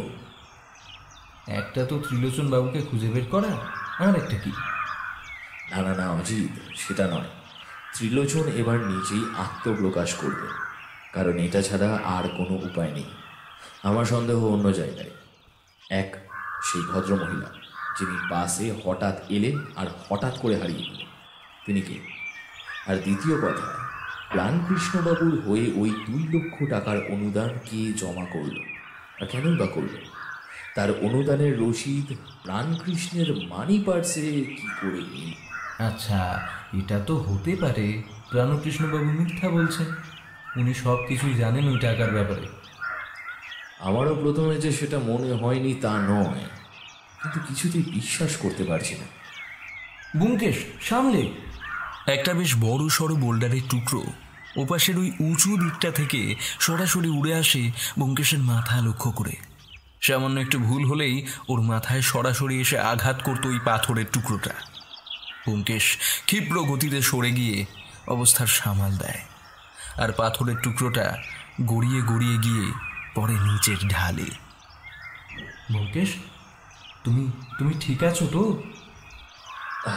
হ্যাঁ, ঠিক আছে বলেই খুব তাড়াতাড়ি উঠে যেদিক থেকে পাথরটা এসেছিল সেই দিকে ধাওয়া করে। সামান্য কয়েক পা ওপরের দিকে উঠতেই দেখতে পায় আপাদমস্তক শাড়িতে মোড়া একজন ভদ্রমহিলা ঢাল বরাবর খুব তাড়াতাড়ি নেমে যাচ্ছেন, আর কয়েক মুহূর্তের মধ্যেই তিনি ঝাউ গাছের জঙ্গলের মধ্যে হারিয়ে গেলেন। এই দিক দিয়ে গেলে আমাদের হোটেল আর প্রাণকৃষ্ণবাবুর হলিডে হোম একদম কাছে হবে, কিন্তু রাস্তাটা ভীষণ অপরিষ্কার। কিন্তু সেই ভদ্রমহিলা অবলীলায় বেশ দ্রুত পায়ে হেঁটে চলে যান সেই রাস্তা দিয়ে। ব্যোমকেশ, ইনি কি? ব্যোমকেশ আমার কথার কোনো উত্তর করে না, শুধু বালির ওপর ওই ভদ্রমহিলার যে পায়ের ছাপগুলো পড়েছিল সেইগুলোর দিকে খুব মন দিয়ে দেখতে থাকে। অজিত, আমাদের এক্ষুনি হলিডে হোমে যেতে হবে, চলো। আর হ্যাঁ, সত্যবতীর সাহায্য আমার এবার লাগবে। আমি এই পথে এগোচ্ছি, তুমি সত্যকে নিয়ে হলিডে হোমে এসো, আর ওকে বলবে ওখানে যে মহিলারা আছেন তাদের পায়ের দিকে নজর দিতে। বাম পায়ের তৃতীয় অঙ্গুলিতে আঙ্গুর পড়া কাউকে দেখতে পেলে যেন আমাকে জানায়, কেমন? বলেই ব্যোমকেশ ক্ষিপ্র পায়ে জঙ্গলের ঢাল বরাবর নেমে গেল ওই ভদ্রমহিলার পিছু নিয়ে। কিন্তু আমি ব্যাপারটা ঠিক বুঝতে পারছিলাম না। বাম পায়ের তৃতীয় অঙ্গুলিতে আঙ্গট, সেটা আবার কি ব্যাপার? ব্যোমকেশ তখন প্রাণকৃষ্ণবাবুর সাথে কথা বলছে। তখনই আমি আর বৌঠান এসে ঢুকি হলিডে হোমে। ততক্ষণে ইন্সপেক্টর সেনও এসে পড়েছেন। মিস্টার বক্সি, কেসের কোনো আপডেট? কথাটা বলেই ইন্সপেক্টর সেন বৌঠানকে দেখতে পান। নমস্কার ম্যাডাম, আমি আসলে মিস্টার বক্সিকে হাতের কাছে পেয়ে অনুরোধ করেছিলাম কেসটা নিতে, কিন্তু এই কেসটার জন্য আপনাদের বেড়ানোটা নষ্ট হয়ে গেল। আই এম সো সরি, আমি দুঃখিত। আরে না না ইন্সপেক্টর সেন, এসব আমার গা শোয়া হয়ে গেছে। আচ্ছা আপনি বলুন তো, ত্রিলোচন বাবুর কোনো খবর পেলেন? ওফ, আর বলবেন না ম্যাডাম, সেটা বলতেই তো আসলাম। মিস্টার বক্সি একদম ঠিক কথাই বলেছিলেন, ওনাকে পাওয়া গেছে। আর উনি জীবিত আছেন, তাই তো? ও ব্যোমকেশবাবু, হ্যাঁ জীবিত মানে বহাল তবিয়াতে আছে। উনি বলেছেন ওনাদের গাড়ির ওপর যখন প্রথমবার আক্রমণ হয় তখনই উনি সেই আততায়ীর সাথে ধস্তাধস্তি করতে গিয়ে গাড়ি থেকে রাস্তায় পড়ে যান, আর তারপর সেখান থেকে গড়িয়ে নিচে পড়ে যান চাষের ক্ষেতের মধ্যে। তাই ওই আততায়ী ওকে দেখতে পায়নি, আর একটু পরে উনি গাড়ি চলে যাওয়ার আওয়াজ পান, আর সকালে জ্ঞান ফিরলে কোনো মতে উঠে আসেন, আর তারপর লোকাল থানায় গিয়ে যোগাযোগ করেন। কিন্তু ব্যোমকেশবাবু, একটা ব্যাপার বলুন, আপনি কি করে এতটা নিশ্চিত হলেন যে ত্রিলোচন বাবু খুব তাড়াতাড়ি আত্মপ্রকাশ করবেন? দেখুন, ওনারা মোট 5 জন ওই গাড়িতে ছিলেন, তাদের মধ্যে 4 জন মার্ডার হয়েছেন, বাকি শুধু উনি। তাই খুব প্রাসঙ্গিকভাবেই ওনাকে জিজ্ঞাসাবাদ করলে পুলিশের কাছে অনেক তথ্য আসতে পারে, তাই পুলিশ ওনাকে খুঁজবে। আর উনি বলেছেন উনি গাড়ি চালাতে পারেন না, ফলে উনি অন্যের সাহায্য ছাড়া অন্যত্র যেতে পারবেন না। তাই ওনার জন্য সব থেকে সহজ হবে ওনাকেই আহত অবস্থায় বা অজ্ঞান হয়ে পড়ে থাকা, তাই না? তার মানে আপনি বলছেন ত্রিলোচন মিথ্যে কথা বলছে? নিশ্চয়ই। উনি এই হলিডে হোমে এসেছেন আর 3 নম্বর ঘরে উঠেছেন। সদানন্দ ব্রহ্মচারী আমাদের সকালেই সেই কথা বলেছেন, আর তারপর আমি হলিডে হোমের রেজিস্টার চেক করেও দেখেছি উনি এই হলিডে হোমেই ছিলেন। আচ্ছা ব্যোমকেশবাবু, এটাও তো হতে পারে খুনগুলো এই ত্রিলোচন বাবুই করেছেন, আর তারপর একাই গাড়ি নিয়ে এখানে এসেছেন, তারপর সদানন্দকে মার্ডার করে পালিয়ে গেছেন। ইন্সপেক্টর সেন, যদি ধরেও নি তিনি সেটা করেছেন, তাহলে একটা প্রশ্ন থেকে যায় যে কেন? কলকাতায় ওনারা সকলেই যথেষ্ট প্রতিষ্ঠিত, ওনারা এসব কেন করবেন? আর প্রত্যেকে আলাদা আলাদা প্রফেশনের সাথে যুক্ত ছিলেন, ফলে সেখানেও কোনো রেষারেষি ওনাদের মধ্যে থাকতে পারে বলে তো আমার মনে হয় না। তবে আমার মনে হয় আগে সৎসঙ্গ অনুষ্ঠানে চলুন, তারপর যা সিদ্ধান্ত নেওয়া সেটা নেব। আচ্ছা, তবে কি আগামীকাল ফেরার পথে একবার ত্রিলোচন বাবুর সাথে কথা বলে আসবেন নাকি? হ্যাঁ, সে আর বলতে, নিশ্চয়ই। ইন্সপেক্টর সেন বেরিয়ে পড়েন, আর হলিডে হোমের সকলের সাথে কথা বলে আমরা বেরিয়ে পড়ি আমাদের হোটেলের উদ্দেশ্যে। বেরোতে বেরোতে দেখলাম বৌঠানকে যে কাজ ব্যোমকেশ দিয়েছিল সেটা সে করে দিয়েছে। অর্থাৎ সেই ভদ্র মহিলাকে শনাক্ত করা গেছে যার বাম পায়ের তৃতীয় আঙ্গুলে আঙ্গুট পড়া আছে। এবার বাকি কাজ করতে হবে সৎসঙ্গ অনুষ্ঠানে গিয়ে, কারণ সব কিছুর পরেও আমাদের কাছে এই প্রশ্নের উত্তর ছিল না, এই এত খুনের কারণ কি। আমরা পরদিন সকালবেলা রওনা হয়ে যাই সৎসঙ্গ অনুষ্ঠানের উদ্দেশ্যে। আমাদের লক্ষ্য সকাল 8টার মধ্যে ওখানে পৌঁছে যাওয়া। ইন্সপেক্টর শিন আমাদের জন্য গাড়ি ব্যবস্থা করে দিয়েছেন, তাতেই আমরা রওনা হয়ে যাই। অনুষ্ঠানের জন্য বিরাট মঞ্চ প্রস্তুত করা হয়েছে, বিশাল আয়োজন। এই আশ্রমের মূল মহন্তজির ভাষণ দিয়ে আগামীকাল অনুষ্ঠান সূচনা হবে। এই মঞ্চ থেকে একজন দ্বাররক্ষী এগিয়ে আসে, আমাদের দেখে প্রথম পথ আটকালেন। কি চাই? আজ কেন এসেছেন আপনারা? অনুষ্ঠান তো কাল। আপনাদের নাম কি? আগে আমার নাম প্রাণকৃষ্ণ, আমি এই আশ্রমের সদস্য। আসলে আমি প্রতি মাসে যে অনুদান পাঠাই তাতে একটা ভুল হয়ে যাওয়ার জন্য আমি আজ এসেছি সেটাই ঠিক করে দিতে। কাল এত লোকজনের মাঝে যদি সম্ভব না হয় তাই আর কি। ভুল? কিরকম ভুল? আমাকে অফিস ঘরে নিয়ে চলুন, আমি ওখানে গিয়ে বলছি। তাও আগে আমাকে বলুন কিরকম ভুল। মানে আমার তো অনুদান মাসে 5 টাকা করে, কিন্তু গত 3 মাসে আমার বউটা এত রক্ত আমাশায় ভুগলো, বুঝলেন কিনা, তো এই টাকাটা দেওয়া হয়নি, তাই ভাবলাম টাকাটা দিয়ে দিই। আমি দেখলাম লোকটা বেশ অনেকক্ষণ ধরে উল্টে পাল্টে রসিদগুলো দেখতে লাগলো। তারপরে ওই লোকটা নিশ্চিন্ত হলো ব্যোমকেশের কথায়। ও এই কথা, ঠিক আছে যান। অফিস ওই সোজা গিয়ে ডান দিকে। কিন্তু আপনার সাথে এরা দুজন কে কে? এদের কি পরিচয়? আগে এরা আমার বন্ধু। আমাকে দেখিয়ে বলল, এর নাম হচ্ছে প্রণবেশ দাস। ইন্সপেক্টর সেনকে দেখিয়ে বলল, ইনি সুরঞ্জন বসাক। আর কাথি থানার ইন্সপেক্টর মিস্টার ঘোষকে দেখালো, আর ইনি মৃন্ময় পাল। এরা আমার বন্ধু, গুরুদেবের কথা এরা অনেক আগেই শুনেছে আমার কাছে, তাই এনারা এসেছেন আমাদের আশ্রমে দীক্ষা নেবেন বলে।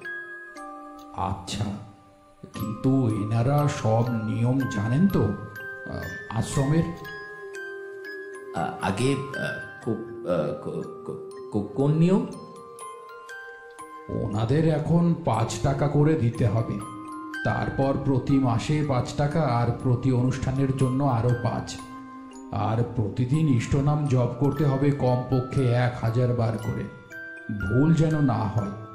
ইষ্টনাম জপ না করলে ঈশ্বর লাভ করা যায় না, সেটা ওনাদের বলেছেন তো? ও হ্যাঁ, এই নিয়ম তো জানেন, আমি বলেছি। আচ্ছা তাহলে এখন যাই। জয় গুরু। জয় গুরু। হ্যাঁ যান। এখন বোধহয় অফিসে সুদর্শন বাবা আছেন, উনি আপনাদের কাজ করে দেবেন। যান, গিয়ে ওনাদের কাছে টাকাটা দিয়ে। আমরা হাসি মুখে এগিয়ে যাই অফিসের দিকে। আমার চোখে মুখে বিস্ময়, কি ভদ্র নম্র ব্যবহার রক্ষীর, সত্যি মুগ্ধ না হয়ে পারা যায় না।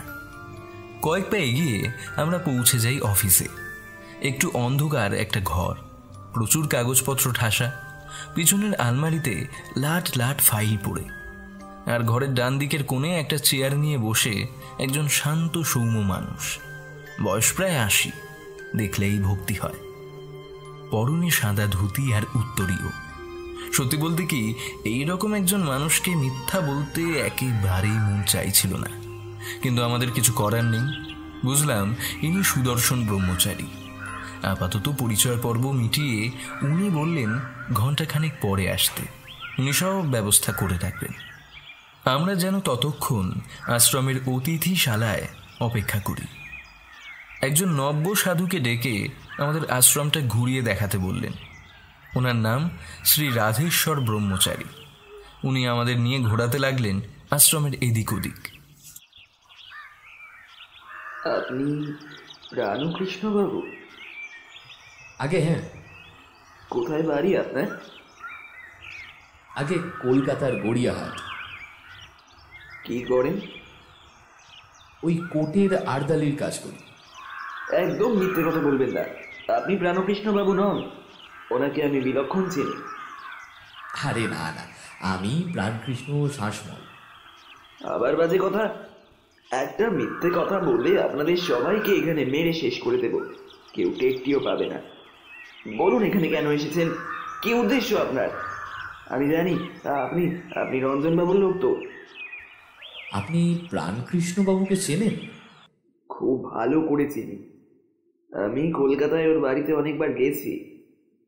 আর আপনারা এসেছেন ওর 2 লক্ষ টাকাটা ছিনিয়ে নেবার জন্য তো। কিন্তু আমি আপনাকে বলছি, আপনারা ওই টাকা পাবেন না। আমি কিছুতেই ওর এত বড় ক্ষতি করতে দেব না আপনাদের। আপনি কি বলতে চাইছেন সেটা আমাদের বলুন। আপাতত একটা কথাই বলবো, আমি প্রাণকৃষ্ণ নই। এটা যেমন সঠিক তেমনই আমি ওর বন্ধু। উনি এখন দীঘার ওখানে একটা হলিডে হোমে আছেন, কাল এখানে আসবেন।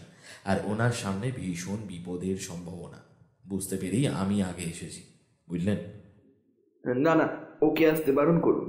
ও এখানে আসলে ওর ভীষণ বিপদ। ওকে ওরা মেরে ফেলবে ওই টাকার জন্য। কারা? সেটা জানি না, কিন্তু ওনার ওই দুঃসম্পর্কের দাদু যেদিন থেকে ওই 2 লক্ষ টাকা আশ্রমে দিয়েছেন, সেই দিন থেকে এখানে অজ্ঞাত পরিচয় একটা ফোন আসা শুরু হয়। আমরা খোঁজ নিয়ে জানতে পারি লোকটার নাম রঞ্জন মুখার্জি। তবে তারপর থেকে আর ওই লোকটা ফোন করতো না, করতো অন্য একজন। তার পরিচয় আমরা জানতে পারিনি, তবে উদ্দেশ্য একই, ওই 2 লক্ষ টাকাটা চাই। কিন্তু আশ্রম থেকে তাকেও ফিরিয়ে দেওয়া হয়। তবে ওরা এতটাই অভদ্র, আমাদের মোহনজিকেও গালিগালাজ করতে ছাড়েনি। আর লোকজন নিয়ে এসে এখানে হুজ্জতি করার ভয়ও দেখিয়েছে। যদি আমরা টাকাটা আপনাদের না দিয়ে দিই তবে। আচ্ছা, একটা কথা বলুন, যে অজ্ঞাত পরিচয় ফোনটা আসতো সেটা কি মহিলা কণ্ঠ, তাই না? হ্যাঁ, মহিলা কণ্ঠ। সে বারবার বলতো ওই টাকা যেন আশ্রম ওই মহিলাকে দিয়ে দেয়, না হলে সে প্রাণকৃষ্ণের বিশাল ক্ষতি করবে। অবশ্য কাজে কিছু করেনি, শুধু হুমকি দিয়েছে। না, এটা ঠিক নয়। গত পরশু রাত থেকেই সে মোট 5টা খুন করেছে, যার মধ্যে একটা আপনাদেরই দীঘার বালুকাবেলা হলিডে হোমের কেয়ারটেকার সদানন্দ ব্রহ্মচারী। আর গতকাল দুপুরে আমার ওপরেও আক্রমণ করেছে, কিন্তু আমার এই বন্ধুর ক্ষিপ্রতায় সেই আক্রমণ লক্ষ্যভ্রষ্ট হয়। আমি এখনো অক্ষত আছি। তাই আমি সদানন্দর কথা শুনেছি। আপনি কি তখন ওখানে ছিলেন? হ্যাঁ, ছিলাম। প্রাণকৃষ্ণবাবুর আমন্ত্রণে আমি ওনার ঘরে গিয়েছিলাম। আর সদানন্দবাবুকে হলিডে হোমে কারা কারা আছেন সেই তালিকাটা আমাকে দিতে বলি। উনি সেটাই তৈরি করেছিলেন। তখনই ওনার ওপর আক্রমণটা হয়। আমরা ওনার ঘরে পৌঁছানোর আগেই ওনাকে মাথায় আঘাত করে শেষ করে ফেলা হয়। কিন্তু আপনার পরিচয়? ব্যোমকেশ আমাদের পরিচয় দিলে রাধেশ্বর কেমন যেন চমকে ওঠেন। আর আপাতত আমাদের এখানে থেকে লাভ নেই, শুধু একটা বিষয়ে জেনে নেওয়াটা দরকারি। আচ্ছা, একটা কথা বলুন তো, এই প্রাণকৃষ্ণবাবুর দাদুর দেওয়া টাকার ব্যাপারটা কি? দেখুন ব্যোমকেশ বাবু, আমাদের আশ্রমের একটা ছোট্ট জনহিতকর উদ্যোগ আছে। সেটা হলো এখানে গরিব মানুষদের জন্য একটা সমবায় কার্যালয় আছে। তাতে বহু মানুষ টাকা রাখেন, আবার দরকারে সেখান থেকে টাকা ধারও নেন। এইভাবেই চলে। তারপর সময় সুযোগ করে টাকা মাসিক কিস্তিতে ফেরত দেন। কিন্তু এই ব্যবস্থার কেউ কেউ মিথ্যা সুযোগ নেন। আচ্ছা, 2টো প্রশ্ন। সাধারণ মানুষ ব্যাংকে টাকা না রেখে এই আশ্রমের সমবায় সংস্থাতে টাকা রাখবে কেন? কারণ এখান থেকে টাকা ধার নিলে সুদের হার বাইরের ব্যাংকের থেকে কম, তাই। বুঝলাম। আর দ্বিতীয় প্রশ্ন, লোকে অন্যায় সুবিধা কিভাবে নেন? ধরুন কাউকে কোনো টাকা কোনো আত্মীয়কে পাঠাতে হবে, তিনি কি করলেন, যাকে পাঠাতে হবে তার নামে একটা কুপন কেটে টাকাটা আমাদের সমবায়কে জমা করে দিলেন। আর তার সেই আত্মীয় পরে ওই কুপনটা দেখিয়ে সেই টাকা তুলে নিতে পারেন সুদ সমেত।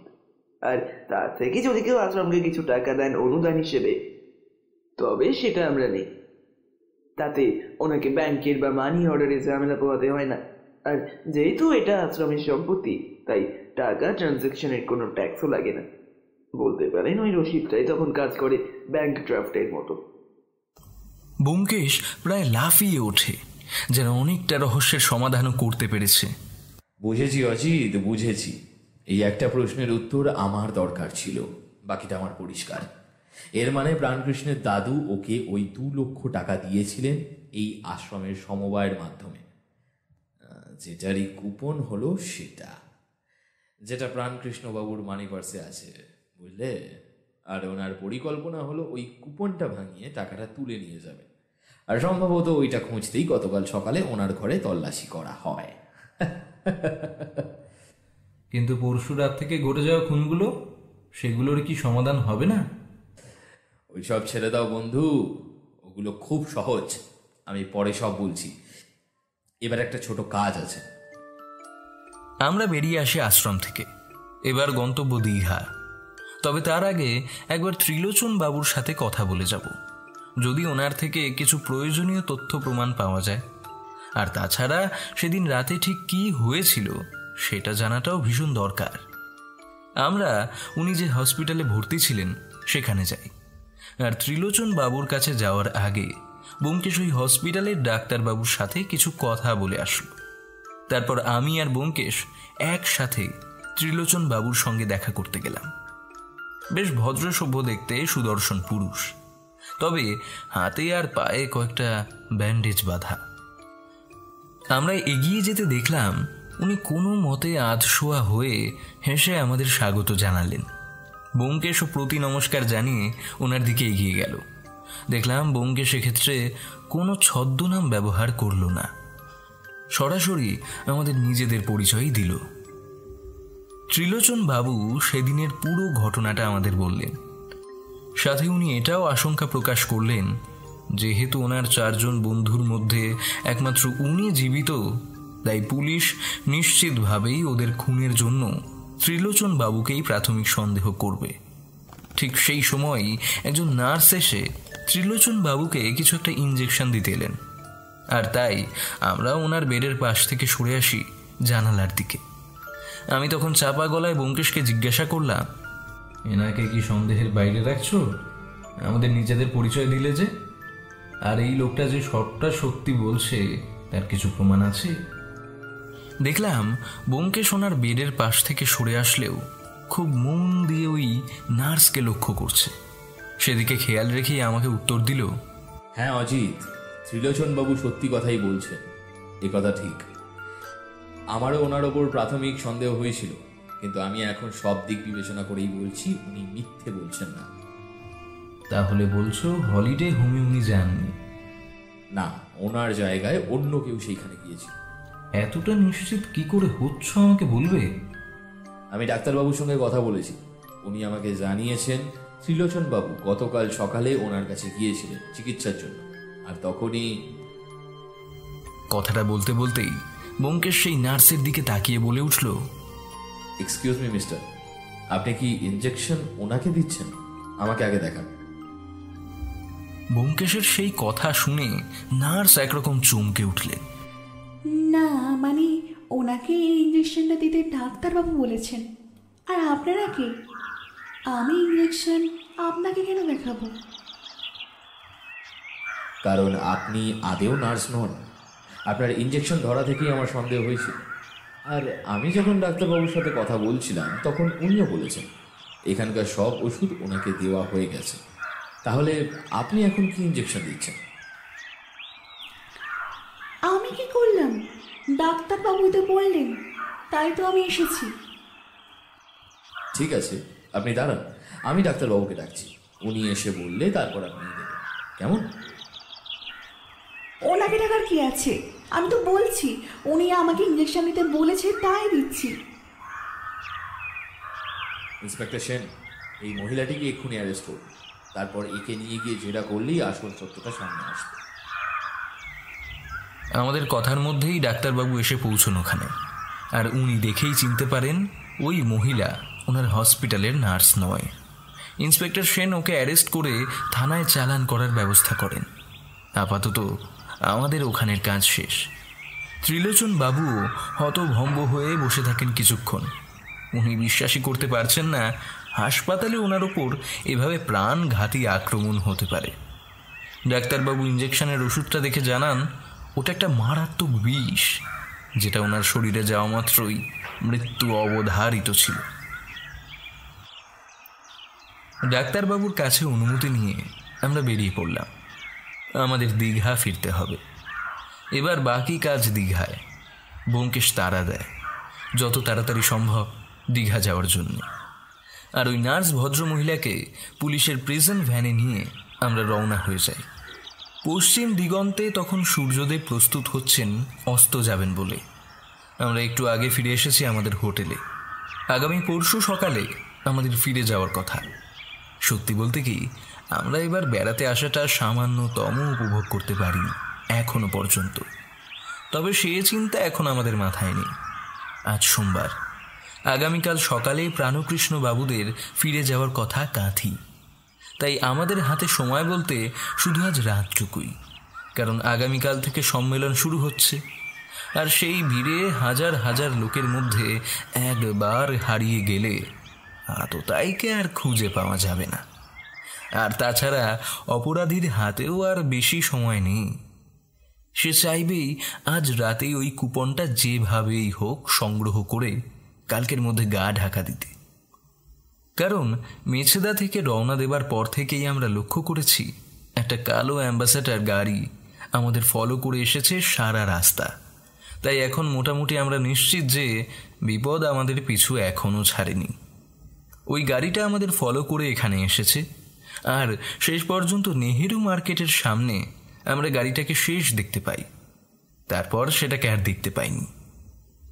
আমরা ফিরে আসার পর বৌঠান আমাদের দেখে একটু নিশ্চিন্ত হলেন ঠিকই, কিন্তু আমাদের মন থেকে চিন্তার রেশ কাটছিল না।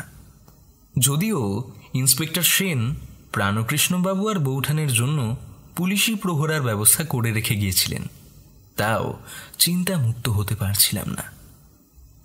তাই বৌঠান যখন আবদার জুড়লেন সমুদ্রের ধারে আসবে, তখন তাতে সম্মতি দেওয়ার ইচ্ছে ব্যোমকেশের ছিল না। কিন্তু বৌঠানের কথা ভেবে ও নাও করতে পারে না। শেষমেশ আমরা আসি সমুদ্রের ধারে, কিন্তু ব্যোমকেশ আজ ভীষণ রকম সতর্ক। আমাদের যেন মন বলছে ওই ঝাউ গাছের জঙ্গলের মধ্যে থেকে যে কোনো সময় বিপদ ঝাঁপিয়ে পড়তে পারে আমাদের উপর। হ্যাঁ গো, ত্রিলোচনবাবু কি বললেন?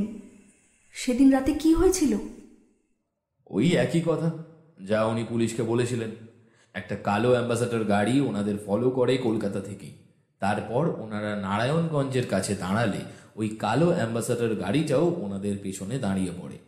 তারপর হঠাৎ সেই গাড়ি থেকে দুজন মুসলমান এসে ওনাদের ওপর চড়াও হয়। এলোপাথারি ওনাদের মারধর করতে থাকে আর শেষ পর্যন্ত ওনাদের মাথায় পাথর দিয়ে আঘাত করে। আচ্ছা, তোমার কি মনে হচ্ছে বলো তো? লোকটা কি সত্যি কথা বলছে?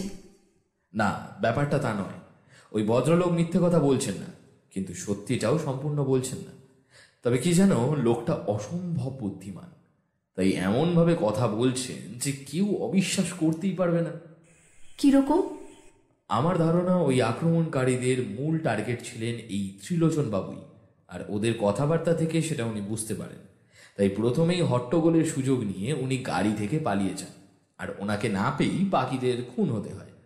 প্রথমে দুজন, আর তারপর পালিয়ে গেলে অ্যাম্বাসেডরটা ওনাদের পিছু নেয় আর বাজার পার করে ধরতে পারে, আর বাকি দুজনেরও একই দশা হয়। মাথায় পাথর দিয়ে আঘাত করে মেরে ফেলে?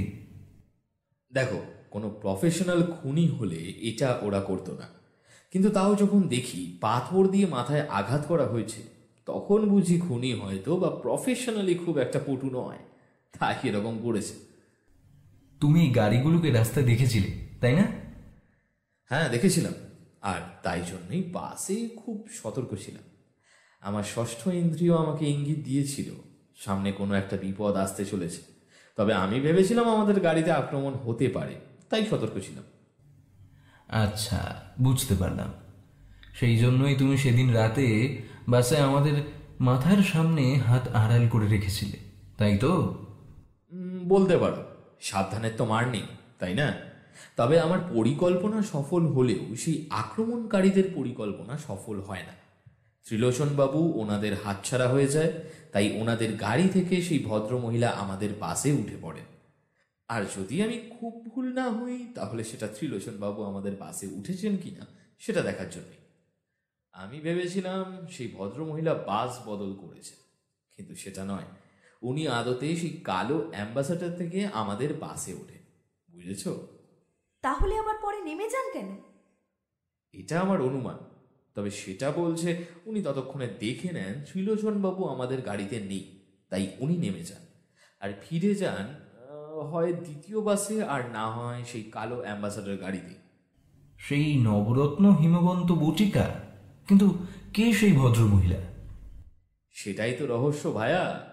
কে সেই ভদ্রমহিলা যিনি রাতে ওনাদের বাসে ধাওয়া করেন, সদানন্দবাবুকে একইভাবে খুন করেন, আবার শেষ পর্যন্ত ত্রিলোচন বাবুর খোঁজ পেয়ে ওনাকে বিষ ইঞ্জেকশন দিতে হসপিটালেও পৌঁছে যান?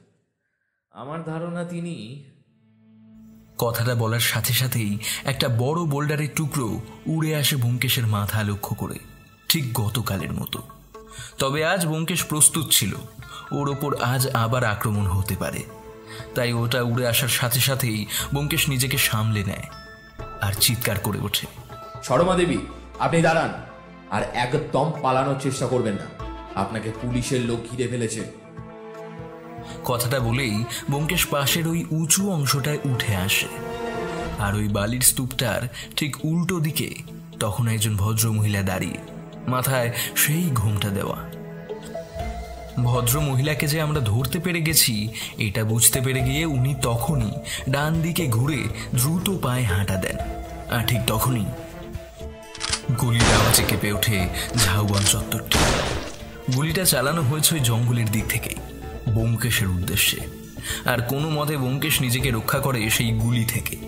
মাটিতে ছিটকে পড়ে যায় ব্যোমকেশ। কি হলো ব্যোমকেশ, তোমার লাগেনি তো? ব্যোমকেশ চকিতে উঠে দাঁড়ায়, আর এবার ওর হাতে ওর পিস্তল। বুঝলাম ব্যোমকেশ সম্পূর্ণ প্রস্তুত হয়েই এসেছে আজ। হ্যাঁ, আমি ঠিক আছি, কিন্তু তুমি ওই বালি স্তূপটার আড়ালে চলে যাও, আর দেখো সত্যর যেন কোনো বিপদ না হয়। আমাকে কথাগুলো বলেই ও আবার চিৎকার করে ওঠে, সরমা দেবী, আপনারা কিছুতেই বাঁচতে পারবেন না, পুলিশ আপনাদের চারিদিক থেকে ঘিরে ফেলেছে, আপনি স্যারেন্ডার করুন। ব্যোমকেশ কথাটা বলার সাথে সাথেই পরপর দুটো গুলির শব্দ হয় আর একটা আর্ত চিৎকার। ইন্সপেক্টর সেনের গলা পাওয়া যায়, মিস্টার বক্সি, চিন্তা করবেন না, আমরা এসে গেছি, আমরা পুরো জায়গাটা ঘিরে ফেলেছি। তার মানে ইন্সপেক্টর সেন ওনার ফোর্স নিয়ে এসে গেছেন, আর ওনারই গুলিতে আততায়ী আহত হয়েছে। কিন্তু আমি প্রায় চমকে উঠি, এই আর্তনাদ তো কোনো পুরুষ কণ্ঠের, তাহলে কে উনি? তার মানে রঞ্জনবাবু ঝাউ গাছের আড়াল থেকে আমাদের ওপর গুলি চালিয়েছে। আমি অবাক হয়ে যাই, রঞ্জনবাবু? কিন্তু কেন? ওনাকে তো প্রাণকৃষ্ণবাবু এত ভরসা করেন, তাহলে উনি কেন এসব করবেন? আর এই ভদ্রমহিলাই বা কে? ব্যোমকেশ কাকে সরমা দেবী বলে সম্বোধন করলো? রঞ্জনবাবু, আপনি বেরিয়ে আসুন আড়াল থেকে, আপনার করা সব কৃতকর্মের হদিশ আমাদের কাছে আছে, আপনি আর বাঁচতে পারবেন না। কিছুক্ষণ চুপচাপ কাটল। তারপর দুজন পুলিশ কনস্টেবল ইন্সপেক্টর সেনের নির্দেশে রঞ্জনবাবুকে ধরে নিয়ে আসে ঝাউ গাছের আড়াল থেকে। ওনার দুটো পা থেকেই তখনও রক্ত পড়ছে। বুঝতে পারলাম রঞ্জনবাবু আমাদের দিকে বন্দুক তাক করতেই ইন্সপেক্টর সেন সেটা দেখতে পান আর গুলি চালান, আর সেটাই এসে লাগে রঞ্জনবাবুর পায়ে। আর ততক্ষণে পুলিশ ওনাকে পিছ মোড়া করে বেঁধে ফেলেছে। বুঝলেন রঞ্জনবাবু, আপনি সবকিছুই ঠিক মতোই করছিলেন, শুধু একটা ছোট্ট ভুল আপনাকে ধরিয়ে দিল, আর সেটা যে আপনাকে ধরিয়ে দিতে পারে সেটা বোধহয় আপনি ভাবতেও পারেন। যাই হোক, প্রাণকৃষ্ণবাবুর 2 লক্ষ টাকাও আপনার অধরা রয়ে গেল, আর এখন তো 5-5টা খুনের অপরাধে আপনার ফাঁসি নিশ্চিত। আমি কোনো অপরাধ করিনি, এই টাকা আমার, এই টাকার উপর প্রাণকৃষ্ণর কোনো অধিকার নেই। এই টাকা আমি দখল করেই ছাড়ব, কিছুতেই এই টাকা প্রাণকৃষ্ণকে নিতে দেব না। সেটা তো তখনই সম্ভব রঞ্জনবাবু, যখন আপনি জেল থেকে ফিরে আসবেন। তাই আপাতত আপনার গন্তব্য জেল, তারপর বিচার হয়ে যা হবার তাই হবে। কিসের বিচার? কিসের বিচার? আমি আমার সম্পত্তি বুঝে নেব, অন্য কাউকে, বিশেষ করে আমাদের পরিবারের বাইরের কাউকে আমি এই সম্পত্তির কানা করেও নিতে দেব না। সেটা আপনাদের পারিবারিক ব্যাপার রঞ্জনবাবু। আমার ধারণা আপনার বাবা সম্ভবত আপনার গুণকীর্তন সবই জানতেন। এই যেমন ধরুন রেসের মাঠে টাকা ওড়ানো, জুয়া খেলা, আরে অবশ্যই সরমা দেবীর সাথে আপনার সম্পর্কের কথা। তাই উনি আপনাকে ওনার সম্পত্তি থেকে বহিষ্কার করেন আর প্রাণকৃষ্ণ বাবুকে ওই টাকাটা দিয়েছেন। আর সরাসরি উইল করে দিলে আপনি তো জানতে পারবেন আর ওনার ওপর চড়াও হবে। এটা ভেবেই উনি এই সৎসঙ্গ আশ্রমের মাধ্যমে টাকাটা প্রাণকৃষ্ণ বাবুকে পাঠান। কিন্তু আপনার বন্ধু ত্রিলোচন বাবুর থেকে আপনি পুরো ব্যাপারটা জানতে পারেন আর এখানে এসে হাজির হন ওই টাকাটা হাতিয়ে নেবার জন্য। আর আপনি এতটাই বিশ্বাসঘাতক যে আপনার বন্ধু ত্রিলোচন বাবুকেও আপনি খুন করতে ছাড়েন। নেহাত আপনার পাঠানো গুন্ডারা ওনাকে চিনত না, চিনলে ওনাকে গাড়িতেই খুন করত। কিন্তু এই না চেনার কারণেই উনি প্রাণে বেঁচে যান। এই লোকটা কে ব্যোমকেশ? এই কেসের সঙ্গে কিভাবে জড়িত? এনার নাম তো আগে কখনো শুনিনি। শোনুনি তার কারণ ইনি শোনাতে চাননি, কিন্তু এই লোকটা এই কেসের সাথে প্রথম থেকে জড়িয়ে আছে। এটাই হচ্ছে সেই রঞ্জন বাবু যাকে প্রাণকৃষ্ণ বাবু ওই 2 লক্ষ টাকার কথা বলেছিলেন। আর ইনি হচ্ছেন ব্রজেন বাবুর সেই গুণধর ছেলে যাকে উনি সম্পত্তি থেকে বহিষ্কার করেন। কিন্তু পারিবারিক সূত্রে পরিচয় থাকার সুবাদে উনি সব খবর পেতেন ত্রিলোচন বাবুর থেকে। আর কলকাতা পুলিশের চাকরি আর শ্বশুরকুলের প্রতি বদান্যতা বশত প্রাণকৃষ্ণ এনাকে সব কথাই বলতেন। তুমি এগুলো কিভাবে জানলে? ত্রিলোচন বাবুর থেকে। প্রথমে উনি রঞ্জন বাবুকে সাহায্য করলেও যখন বুঝতে পারেন যে রঞ্জন বাবু ওনারও প্রাণনাশের ছক কেটেছেন, তখন নিজের ভুল বুঝতে পারেন আর হসপিটালের ডাক্তারবাবুকে সব কথা জানান। আমি ওনার থেকেই জানতে পারি। এসব মিথ্যা, আপনার সাজানো গল্প। আপনার কাছে এসবের কোনো প্রমাণ নেই। এসব আপনি আদালতে প্রমাণ করতে পারবেন না। এটা আপনার ভুল রঞ্জন বাবু, আমার হাতে আপনার বিরুদ্ধে প্রমাণ আছে। প্রথম আপনাকে জানিয়ে রাখি, শর্মিলা দেবী আমাদের হাতে ধরা পড়েছে। আপনার শেষ দান হসপিটালে ত্রিলোচন বাবুকে 20 ইঞ্জেকশন দিতে গিয়ে উনি আমাদের হাতে ধরা পড়েন। আর তার থেকেও আগে থেকে ওনাকে আমি সন্দেহ করেছিলাম যখন উনি আমাদের বাসে ওঠেন ত্রিলোচন বাবুকে খুঁজতে। আর সেটা কেন জানেন? ওনার মাথার চুলে ব্যবহার করা তেলের গন্ধ থেকে। আর সেই গন্ধ আমরা সদানন্দ বাবুর ঘরেও পাই, আর আজ সকালে হসপিটালে ত্রিলোচন বাবুর ঘরে। শর্মিলা দেবী এখন পুলিশ কাস্টাডিতে, আর সেটার মুখে উনি সব দোষ স্বীকার করেছেন। রঞ্জন বাবু ভেঙে পড়েন। শর্মিলা ধরা পড়েছে? হ্যাঁ, পড়েছে। আপনিও এই পরিকল্পনাটিতেও ফেল করেন। আপনি এখানে আপনার বৈধ স্ত্রী সরমা দেবীকে ওই একই রকমভাবে সাজিয়ে রাখলেও একটা ছোট্ট ভুল আপনি করে ফেলেন। সেটা হলো সরমা দেবীর বাম পায়ের আঙুলে পড়া আংকট। গতকাল যখন উনি আমাকে আক্রমণ করেন তখন বালির মধ্যে ওনার পায়ের ছাপ থেকে এটা বুঝতে পারি ওনার এই একটি আঙুল বাকি দুপাশের আঙুলের থেকে একটু ফাঁক, কিন্তু ডান পায়ে সেটা নয়। তখনই আমি বুঝতে পারি ওই আঙুলে নিশ্চয়ই কিছু রিংয়ের মতো আছে, যেটা ওনার আঙুলটিকে বাকি দুটো আঙুল থেকে আলাদা করে রেখেছে। আর সত্য হলিডে হোমে গিয়েও সরমা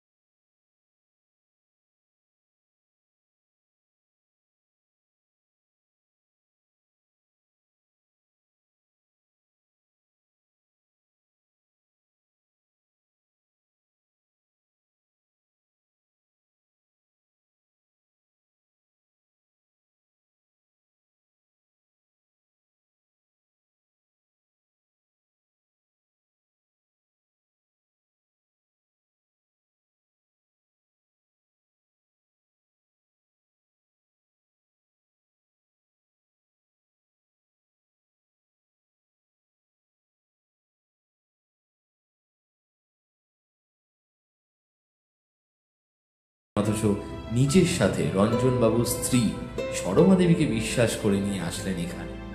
রাতের অন্ধকারে আমরা অবশ্য